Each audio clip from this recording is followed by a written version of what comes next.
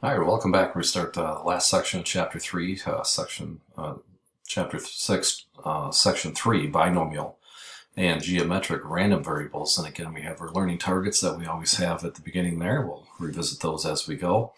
One of the things that we want to talk about is the binomial setting. It arises when we perform n independent trials of the same chance process and count the number of times that a particular outcome called a success occurs. So you're either going to have one of two things. It's got to be binary, which means that your outcome is either called a success or a failure. Now, it's got to be independent, so the trials have to be independent. That is, knowing the outcome of one, it doesn't tell us anything about the other. We have to have a preset number of time trials that we're going to do in advance. And then the same probability of success has to happen on each trial. So as we kind of mention these, you got to just check in the bins: binary, independent, number, and same probability. Check those. Again, cheesy makes it easy to remember. All right, so let's see what we got here. Determine whether this scenario describes a binomial setting. Okay, genetics say that genes children receive from their parents are independent from one child to another. Now, each child of a particular set of parents has the probability of 0.25 of having type O blood. Suppose these parents have 5 children. Count the number of children with type O blood. So let's check the bins. All right, success has, yeah, and failure. Yeah, that's right, yeah. Is it independent? Yeah, knowing one's child doesn't tell you anything about the next. Is there a set number? Yeah, it's 5. Is there the same probability? Yeah, it's always 0.25. So that is a binomial setting. The bins check out. How about this? Shuffle a standard deck of 52 playing cards. Turn over the first 10 cards one at a time. Record the number of aces you observe. Well, this one clearly is not. You do get success as an ace and failure is not, but it's not independent, because when you flip over a card and don't put it back, it changes the probability of the next one. So no, that's not true. How about this one? Shuffle a deck of cards, turn over the top card, put the card back in the deck, and shuffle again. Repeat this process until you get an ace. Count the number of cards you had to turn over. Well, binary, yeah. Success or failure. Independent, yes. One doesn't affect the other. But the number, that's the key this time, is that the number is that it's not fixed. We do it until we get it, so we don't have a preset number. So this one is not. All right, now we have the blood type scenario in part A of the example is a binomial setting. So let X be the number of children with type O blood. So then X is a binomial random variable. And we call the distribution a binomial distribution. Now, the count of successes is a binomial random variable. The possible values of X are 0, 1, 2, all the way up until n. The probability of the distribution, any binomial distribution, is completely specified by two numbers: the number of trials of the chance process and the probability of success on each trial. You know those two things. All right, so let's see what we got. Each child of a particular set of parents has a probability of 0.25 having type O blood. Suppose they have 5 children. What's the probability that exactly one of the 5 children has type O blood? Well, here's what you have to do. You have to say, okay, how are the number of ways to get one child? Well, yeah, it's going to be, we're going to talk about this in a little bit, but there's 5 different ways. Success is 0.25, that's going to happen once. Failure is 0.75 then. Remember, these two will always add to 1, and that's going to be 4 times is what we're going to get. So when we multiply those together, there's a 39.55% chance of having exactly one child. Okay, that's what we do. Now, this is what this is. This is going to be the combination of the number that you have divided by, or the number of chances. Choose, and we say choose as a combination, choose K. K is the number of successes that we have. Use the calculator to compute that. You're going to see that a lot better when we use the calc, and we'll kind of walk through those examples here in class. All right, it's not a fraction, it's the combination is what that is. Okay, and again, tells you how to do it, but use the calculator. We'll show you how to use that as well.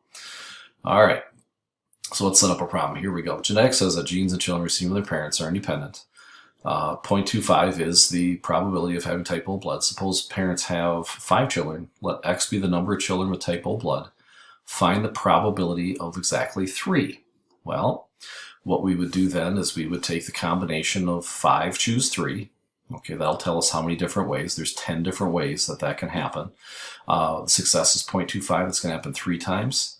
And then failure 0.75 is going to happen 2 times. Put it in the calculator. We see that there's an 8.8% probability that exactly 3 will have it. All right, again, we'll walk through the calculator parts later on. All right, so now how would you do something if we had a question of not getting exactly 3, but should they be surprised if more than 3? So what we want to do is find what's the probability of getting 4 or 5. Well, that means we'd have to kind of do it 2 times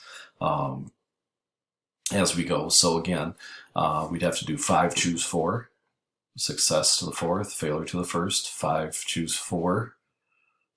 This should be 5 choose 5 is what this should be. This is a mix-up. 5 choose 5, little typo in the PowerPoint here. This should be 5 choose 5, and it should be 0.25 to the 5th, 0.75 to the 0 is what that should be. A little typo, sorry about that. When you do those probabilities and add them together, you see that there is a 1.5% chance of having more than 3 children. Okay, so if that happens, yes, absolutely, you're thinking that is rare, so that should not happen. All right, so once again, we got to get into the calculator part where we can use these. We'll kind of show you how to do that in the technology corner as well. Again, P, if it's binomial PDF, that computes a precise one. That's what you use there. All right, we'll walk through those steps. Now, if you want to accumulate it, if you want it to be 3 or less, then what you do is you put it in the it's the binomial CDF is what it is, and then NPK computes X is less than or equal to whatever upper limit P is going to be, or K is going to be that upper limit of what you have. So N is going to be the number that you have, P is the probability of success, and then K is there. So we'll put those in the calculator to figure that out. All right, so again, how to find binomials. Again, state the distribution and the values of interest, specify the number of trials and the success probability, perform your calculations, show your work, do one of the following. Use the binomial probability formula. We can use that. We can also use the calculator. It gets the PDF if you're just finding an exact one. C is the cumulative one, and you put the upper limit on and make sure that you do that to find those, okay? And then be sure to answer that question. So here we go. Local fast food restaurant is running a draw a 3, get a free lunch program. After each customer orders, a touchscreen display shows the message, press here.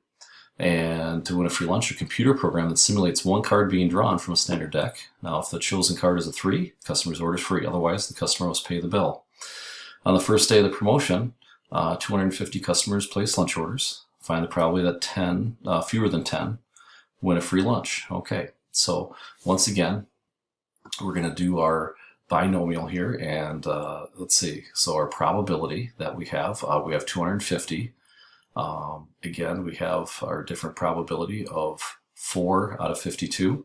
And again, the X value, since it's fewer than 10, we're going to say that that's 9. So it's going to add up the first 1, 2, 3, 4, 5, 6, 7, 8, 9. So if you put that in the calculator, yeah, it works out great. Here you go. It's 0.00613. So we're thinking, yeah, that ain't likely. So we're thinking something's not right there. Certainly doesn't seem like it certainly would be flawed. If you're only getting 6 out of 1,000, you would definitely think that would be certainly not within what the probability should be. So we would definitely say there's something flawed or something going on there. All right, well, that takes care of the first part of section 6.3. Until next time, I'm Mr. Boone.